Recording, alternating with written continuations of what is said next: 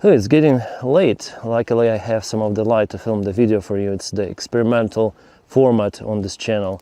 Hello, my friends, and welcome. My name is Dennis, and this is the latest update from Ukraine.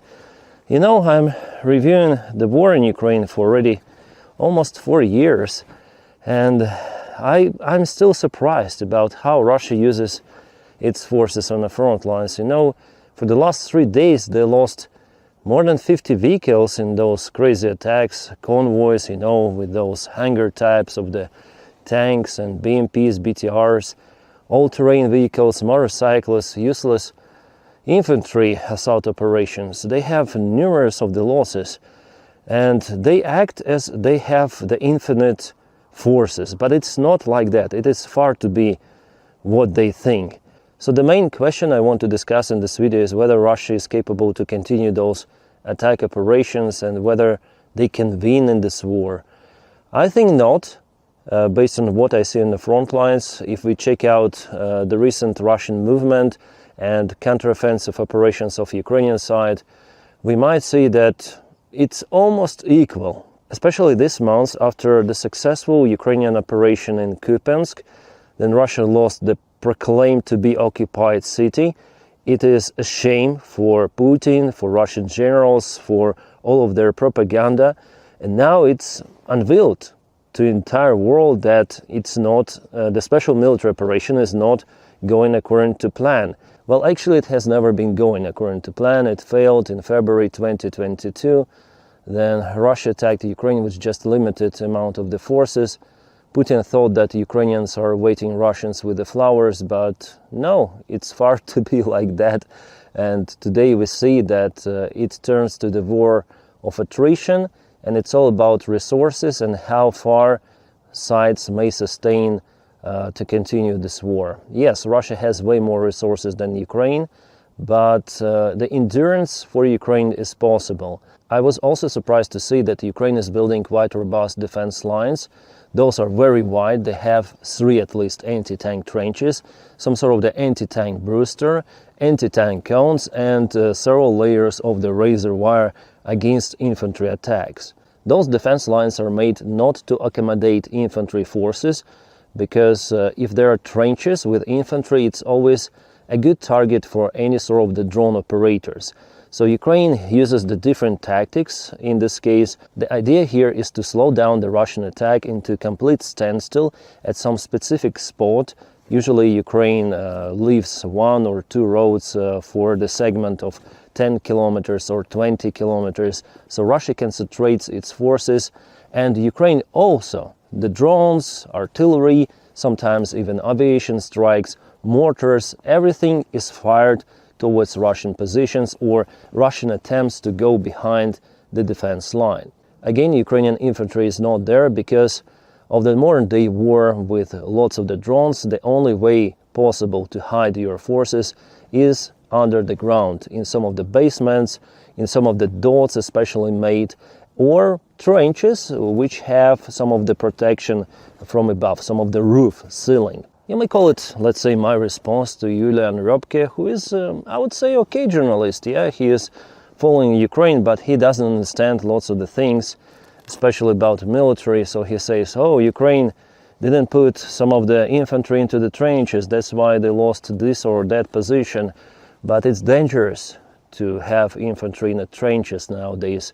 The realities are like that. You have maybe some of the drone operators together with attack infantry forces somewhere in a basement, and if they're needed somewhere, the special vehicle delivers them close to the zero front line, to the actual battlefield. That is how they work, and that's how Russians are also working, because in the modern-day war there is a kill zone, yes, for both Russians and Ukrainians. I mean, their controlled territory, and the longer this war lasts, the wider this kill zone becomes. Now it's roughly 20 kilometers, but in the future it could be way wider. Yeah, always correct my image with different ISO for the better picture, because soon it's gonna be completely dark here. So the modern day fiber optic controlled drones, they may fly up to 50 kilometers sometimes. Well, still there is the downside of the fiber optics. It's kind of vulnerable, especially on that kind of the distance.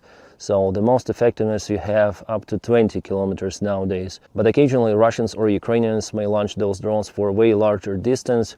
Fortunately, Russia has more fiber optic controlled drones still compared to Ukraine, and they came out with this idea. Ukraine also takes it into its army, and there is actually the perspective for Ukraine to master this technology and have the advantage over Russian army in fiber optics. I know that our factories are working very hard to establish the massive production of those fiber optic coils. That's the most important part of this fiber optic controlled drone. Well, the drone kill zone is not everywhere, but in the most hot spots it is.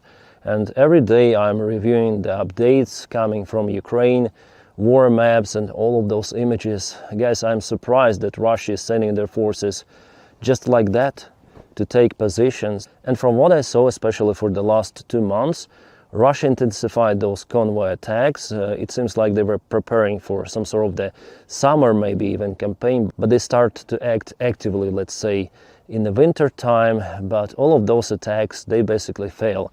I mean, all of them, all. I remember every sort of the Russian attack with the vehicles. They fail. Even without the vehicles, 90% of all of those infiltration attempts, they fail miserably. The only point where Russia was successful recently is Siversk. They definitely occupied that town, but only because Ukraine is unable to split its forces elsewhere. So Siversk, yes, unfortunately it was occupied, and the next we're gonna see how Russians potentially could move closer to Slavyansk from that direction, and more defense lines evade them, and they will lose way more forces on the way. But Pokrovsk, what can I say? I expected that settlement to fall into the Russian hands the last winter. Now it's the winter of 2025, soon it's gonna be 2026, and still Russians are unable to occupy the city. Yes, they've took the part of it, the southern area, but crossing the railway into the northern area, it's a very problematic task for Russians. And recently Ukraine performed kind of the interesting operation. It was the convoy attack of Ukraine, where Abrams tank was used. Yes, Ukraine lost it, but successfully landed infantry forces. The attack was performed by Skela, 425th Brigade. It was definitely something outstanding, brave, I would say. Yeah, Abrams tank is lost, but the mission was accomplished. Our forces landed, they kaputted lots of the Russian infantry, and also they helped to deflect the attention of the Russian army from Mirnograd. Mirnograd is, I would say, encircled partially, but the bottleneck, well, there is not significant presence of the Russian army, so still our warriors, they have the opportunity to exit this place with minimum losses possible. Also in Pokrovsk, Russia operates just with infantry. Any sort of the attempts to move any sort of the vehicles there, tanks, BMPs, even all-terrain vehicles, they're all been identified, spotted by surveillance drones and kaputted by FPV. For the last months, I haven't seen significant deterioration of the weather. It's not that foggy as it was in November. Nevertheless, Russians continue those attacks in attempt to go behind the railway to encircle Ukrainian army in Mirnograd with the main forces. But as we see, they're not fulfilling their main mission. They have just tremendous losses after losses. And 3 days ago, there was the massive attack in Debropila direction. It is located in the northern area from Pokrovsk. It seems like they have no logic in those attacks. One day they attack using one road unsuccessfully, they all nailed by Ukrainian drones. The other day they try different roads, but also in the same area. They do not understand that Ukraine deployed the 1st Azov Corps, 33rd Brigade, Skela Brigade. They are very capable with their especially drone operations. But nevertheless, Russians continue their stupid attacks. I mean, really stupid. Losses absolutely for nothing. Because, for example, 3 days ago, in that big convoy, they lost around 30 of the vehicles, lots of the tanks, lots of the BMPs, BTRs, but they haven't gained any sort of the ground, like zero. They were kaputted on the way to reach Ukrainian positions. So the attack totally unsuccessful. And in those kind of the cases, I always have the question, What drives them? It's not morale for Putin, for Russia, absolutely. I think it's all those repressions applied within the Russian army, because I watch lots of the videos from the Russian Telegram channels and so on of how they punish their own soldiers who signed a contract with the Russian army, who voluntarily went to the Russian army. They watch some sort of the Russian propaganda that they're winning, or maybe Trump is up to stop the war in Ukraine. Actually, lots of the volunteers in Russia joined the Russian army because of that thing, that Trump promised to stop the war in Ukraine, so I signed a contract, I will have my millions, and the war is over. Nice. I will be demobilized and everything will be fine. But no, the reality is a lot different. Those Russians usually end up in Ukraine. I mean, end up completely. They're flatlined by Ukrainian drones, actually by the Russian military command, because now it's way, way, way incompetent. It seems like Russian generals, they start to panic. Maybe they understand that they give Putin misinformation about, for example, Kupiansk, about their success in Pokrovsk, Konstantinovka direction, and to prove that they definitely got those settlements under control, they sent more of the mid waves of the convoys, and that creates nothing, just losses for Russia. We see how effective really drones are. Yeah, just with drones it's impossible to win this war, but it's the most effective tool to stop those Russian attacks. Guys, without the drones, Ukraine would have lost lots of the territories, and the fights could have happened maybe even in Zaporizhia or Dnipro or Kharkiv. Drones, it's a decisive weapon of this war. And I'm very happy that Ukraine still has this drone advantage over Russia. Our drone operators are more skillful, they are better trained. I would say they also have better gear. Yes, Russia has the access also to the drone components from China, but Ukraine has the access also to the China parts plus European parts. Also Americans help in some of the technologies, some of the companies, let's say. So if you have lots of the components to choose from, you'll be better in this drone technology evolution.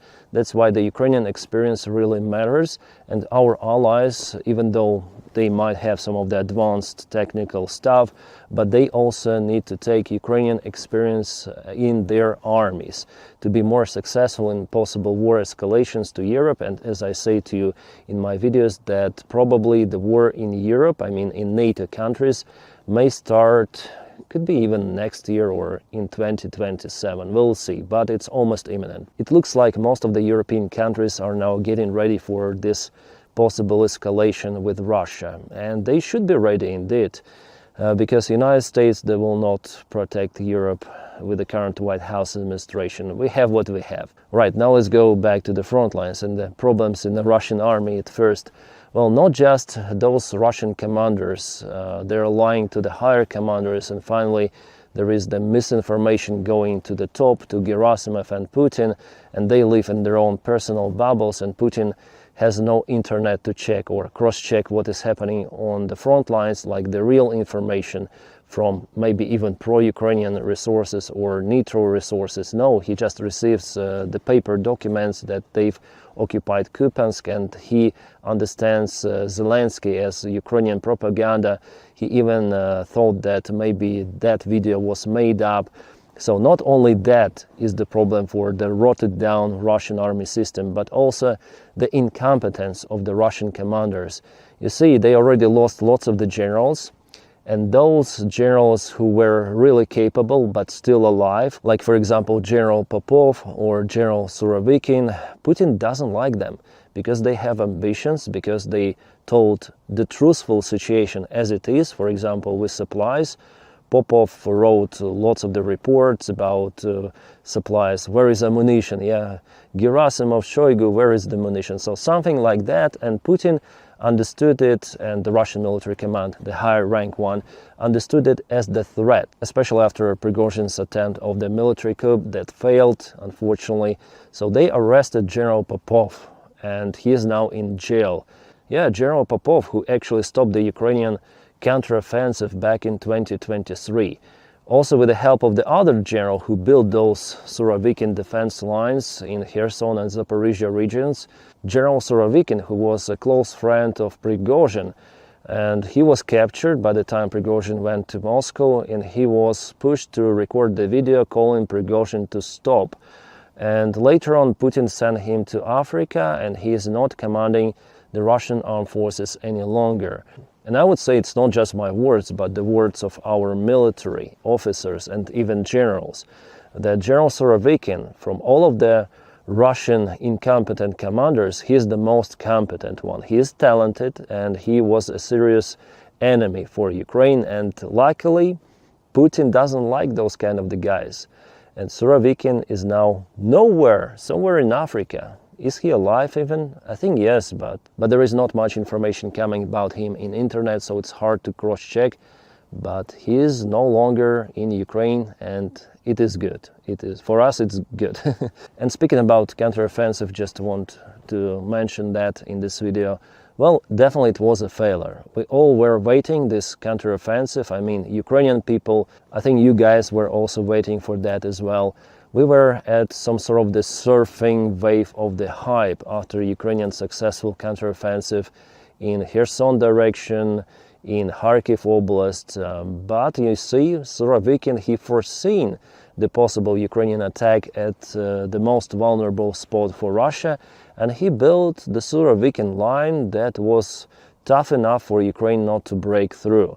And by the time the drones were not massively used, so it played a great role. I mean, this defense line, Russia put also some artillery there, and then they understood that Ukraine is attacking at specific spot. They also sent their drone units. By the time, again, FPV drones were not used that much as they are today. So those kind of the big advancements, counterattacks, now they're simply not possible. But Russian generals, they live still in 2023 or maybe even 2022. Then they form those big convoys, even of the Hunger type of the vehicles, all covered. But Ukraine has so many drones that it disables even those kind of the vehicles. Yeah, as I remember, it was definitely a mistake for Ukraine to go forward. And who was the commander of Ukrainian army by the time? Zaluzhny. It was also his mistake. And our partners are also remember how they basically were forcing Ukraine to counterattack. And I remember in 2023, then Ukraine attack mainly bogged down. There were the first talks about some sort of the peace negotiations between Ukraine and Russia. Our partners understood that Ukraine reached the maximum capacity, and I agree that since that time, since Kherson operation, Ukraine just gradually loses the ground. Unfortunately, it's happening like that. Yeah, not all of the time, because there are some of the counterattacks of Ukraine, like for example in Dobrapilya direction, again the successful operation in Kupiansk. Then the Russian military command and Putin were just humiliated by Zelensky personally, and of course Ukrainian army. And yesterday it was funny to read the information from the Russian military bloggers who finally confirmed that they are leaving Kupiansk, that Ukraine took control over it, and they have to run. There are lots of the drone videos published, and it's very stupid to dismiss the reality, but Putin continued to do it.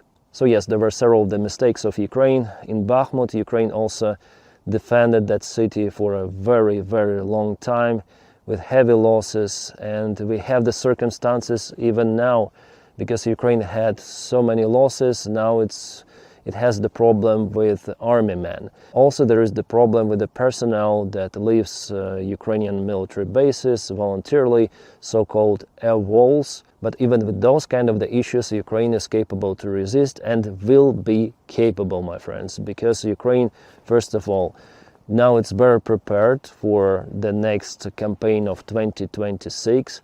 Lots of the trenches, as I told you, were built, anti-tank systems. Ukraine started the production massively of lots of the anti-drone systems and drones themselves for Ukrainian military.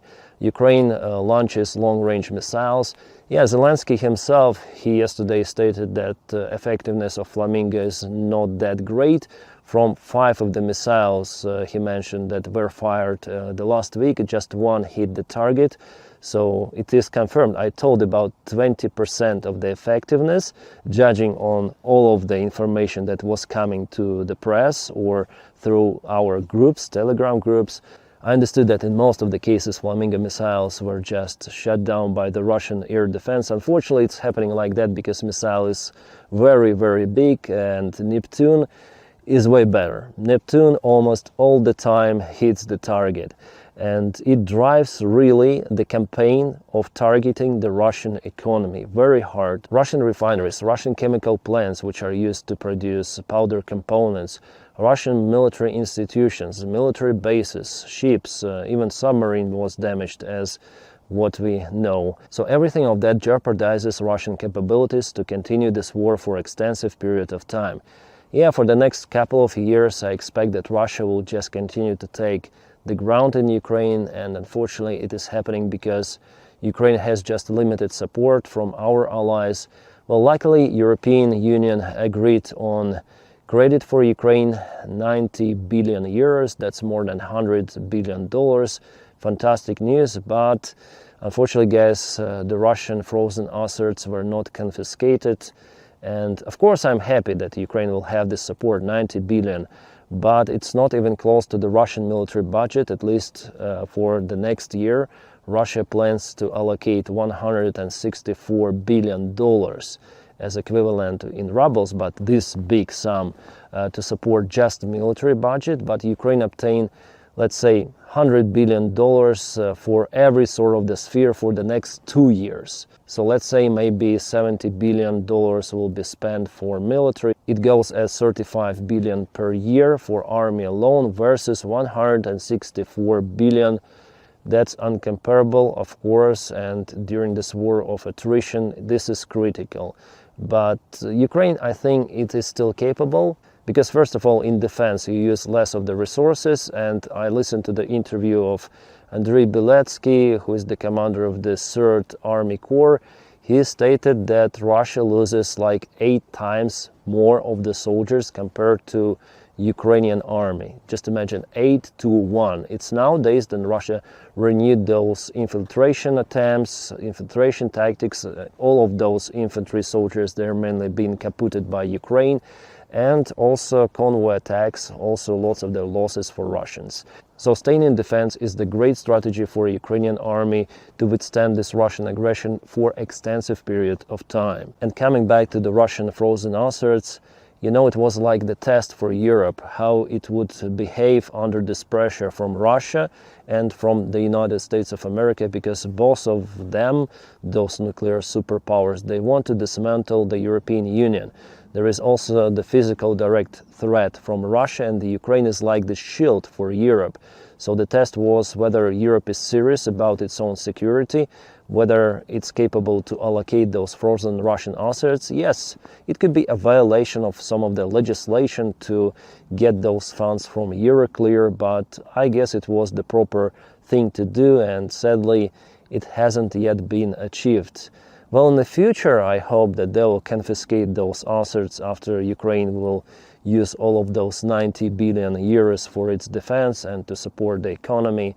But for now, Europe failed its exam because of those bureaucrats in Brussels, because of Italy's position. Meloni, who is the close ally of Donald Trump, maybe the closest from all of the Europe. And there was also, I would say, even the betrayal of President of France, Emmanuel Macron, who was quite silent. Yeah, very, very silent. But at the very end, at the day of the voting, he took Italy's and Belgium's side, and that is how the initiative that was started by Chancellor Merz. Yeah, I don't support those bureaucrats, politicians mainly, but here in this particular question, I'm supporting Merz and Ursula von der Leyen, who were for the Russian assets confiscation, and Russians, they were panicking. Putin was telling about, oh, it's the theft, as well as the Russian propaganda. They were very scared about their money. They're not scared about their army, their losses, but money, that is what matters for them. So the confiscation of the assets could be like this punishment, first of all, for Russia, and also it could be the better support for Ukraine, because the sum is different. It's way, way, way bigger. But now European taxpayers, unfortunately, will have to pay for those bonds, and Ukraine obtains less of the funds for its economy and its military. For me, this variant is not as good as it could be with the frozen Russian assets. Plus, we know that in every European country there are some of the pro-Russian forces. They're usually either far right or far left. Like, for example, the member of parliament from the AfD party was recently accused, and it was confirmed that he was bribed by Russia and was working for Russia. In the United Kingdom, also one of the politicians was even arrested and jailed for 10.5 years in prison for confirmed to be working for Russia, to take bribes from Russia, propelling Russian ideas. So now with those $90 billion, those parties will continue to tell, oh, the taxpayers are paying for this continuation of the war. Ukraine wants war. Zelensky wants war to stay as the president of Ukraine. So they propel this kind of the narrative. But actually only Russia may stop this war. They started it back in 2022 and only Russia may stop it. By force, by the way, Ukraine may force Russia to stop it if the Russian army will not be capable to achieve any sort of the goal, even slightest, on the front lines. In this case, there could be some of the real negotiations, and about those Zelensky says, for now, we don't see that Putin is really going to make it happen. Putin is using the current negotiations just to achieve his goals, maybe as maximum to have some sort of the break, several months, then renew attacks on Ukraine. But again, it's not about Ukraine or Zelensky who want really this war to continue. No, Ukraine is a victim here. And Ukraine has been targeted day by day. There are also strikes deep inside Ukrainian territory, energy infrastructure, commercial infrastructure, civilian buildings. There are lots of the life losses. And Ukraine wants this war to finish. All of the Ukrainians want it to finish, including Zelensky. Zelensky, I guess, is himself sick and tired about everything of that. And if he had the choice before, he would never ever go for the president's position. That's what I'm sure about right now. So unfortunately, yes, there are the risks for Europe to change politically. Maybe a little bit, maybe not, but we see the rise of the mostly far-right parties in Europe. And most of them, again, are being sponsored by Russia. But we have what we have. Ukraine just accepts the reality. Ukraine has just two options, either to just surrender to Russia, the first option, or the second one, to resist. I guess Ukraine chose to resist. I'm pretty much sure that Ukraine has the high chance to sustain this resistance for an extensive period of time, despite, again, of many of the problems in Ukrainian army, in Ukrainian government, in Ukraine itself, with our allies, military support. Still, there is higher chance for Ukraine to withstand it for many years and wait for the Russian regime or Russia to collapse. My long-term forecast that in the next 10 years we're going to see the end of Russian regime at least, and maybe the end of Russia as itself. I guess there is pretty much high chance for me to film updates not from Ukraine but from Russia, from their civil war, if everything goes according to what Putin even is doing to his own country. And the short-term perspective for the next 2 years, it's going to be the same, guys. Russia will continue to waste their resources, and I would say that 2026, it's going to be a turning point for Russia. Whether they announce a new mobilization or they'll just continue to take volunteers. The flow of the volunteers, it's draining down.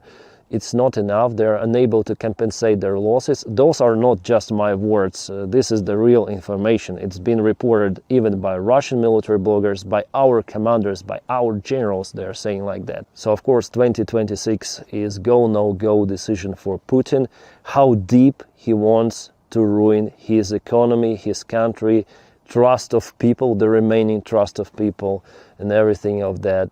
But judging on his recent decrees that he called reservists for some sort of the military drills in 2026, I guess Putin goes all in into this war. But whether the Russian army could be successful in this case, I don't think so. I say to you, it's going to be like what is happening right now, tons of the casualties and little by little movement. Maybe they'll even occupy Donbass, but they will need to waste hundreds of thousands of the soldiers for that, and maybe at least 2 years. maybe even 3 years. But Ukraine will not give up those territories. Absolutely. I would say more. Even if Ukraine had accepted the plan of 28 points that was constructed and designed by Dmitriev and Ushakov, working for Putin, well, even in that case, Putin would continue.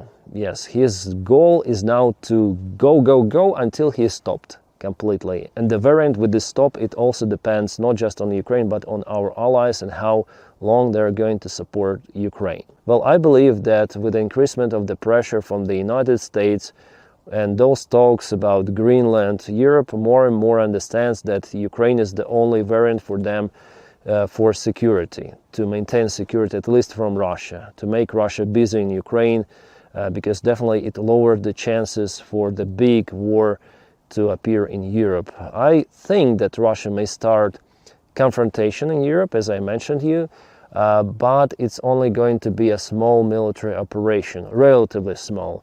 It's not going to be the full-scale attack as they done in Ukraine in 2022 and continue to do right now. They simply do not have resources for that.